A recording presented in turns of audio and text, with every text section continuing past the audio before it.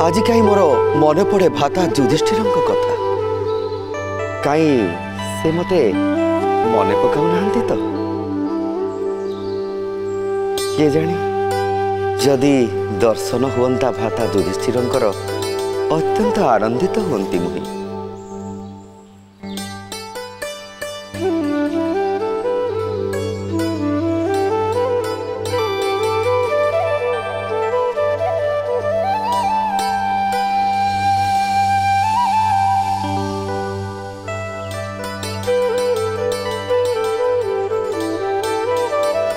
प्रणाम केशव। प्रणाम भ्राता।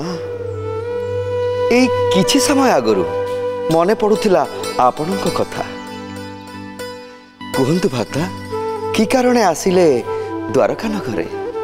हे देव देवेश कृष्ण मु आपण को वंदना करूअछि। आपण त्रिलोकर सुखदायक विश्वेश्वर विश्वकर्ता और पुरुषोत्तम। तेबे मोर गोटे संदेह अछि।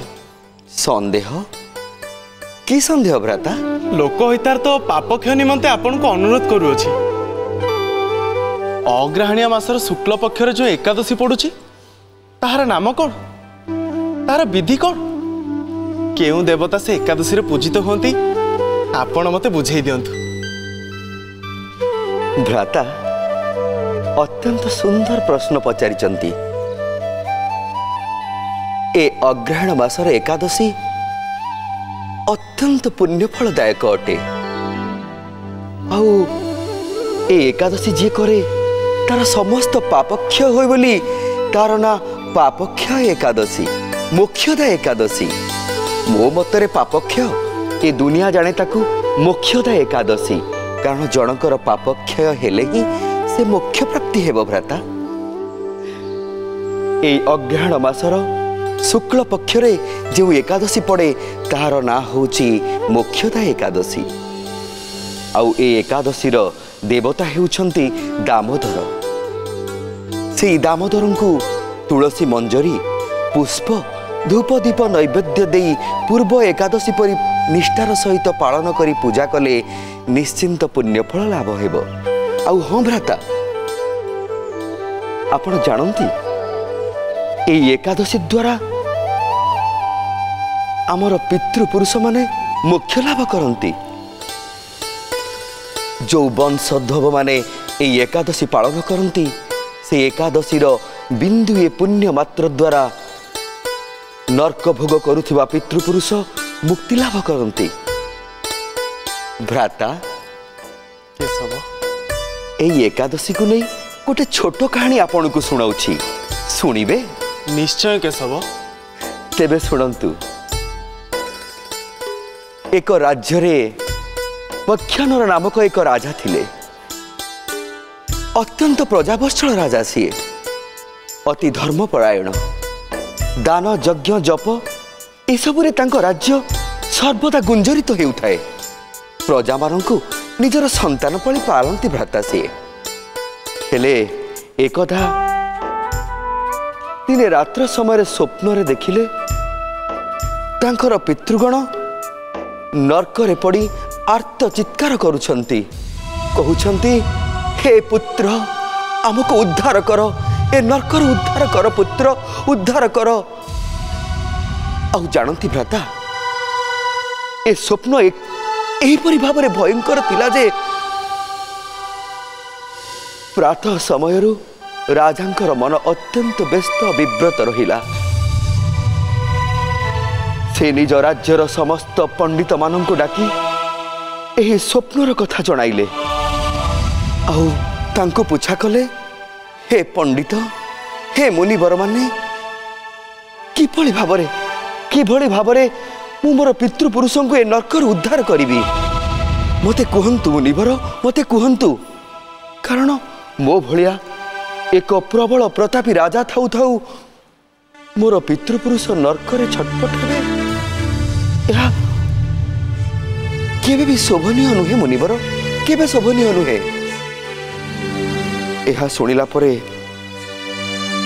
ज्ञानी गुणी पंडित मुनि माने तांकु एक पथ देखाइले।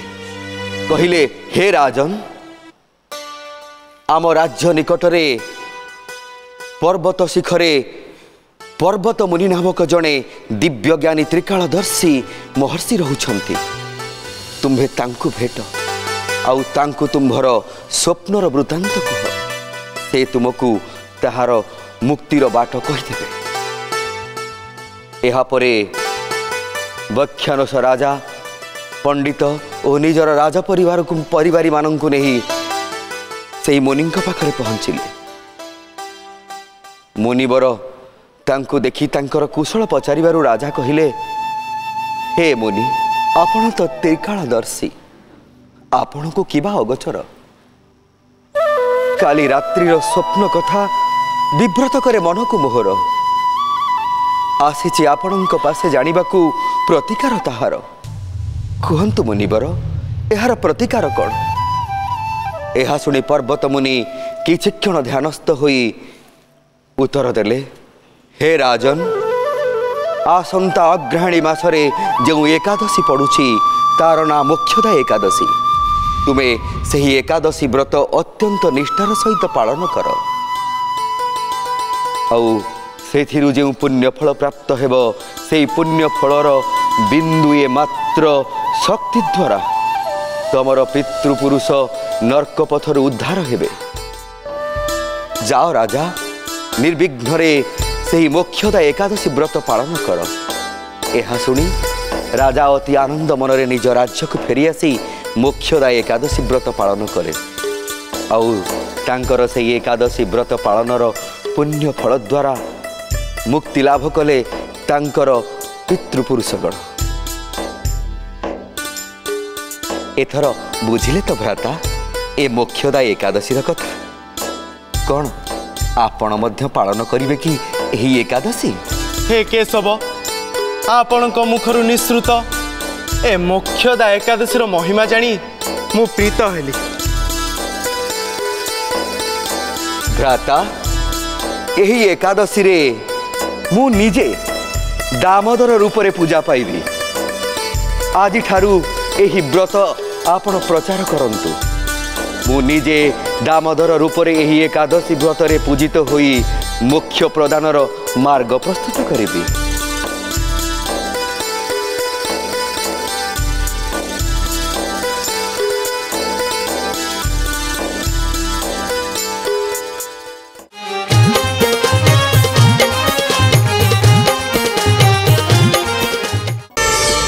प्रार्थना आम आनंदर उत्स।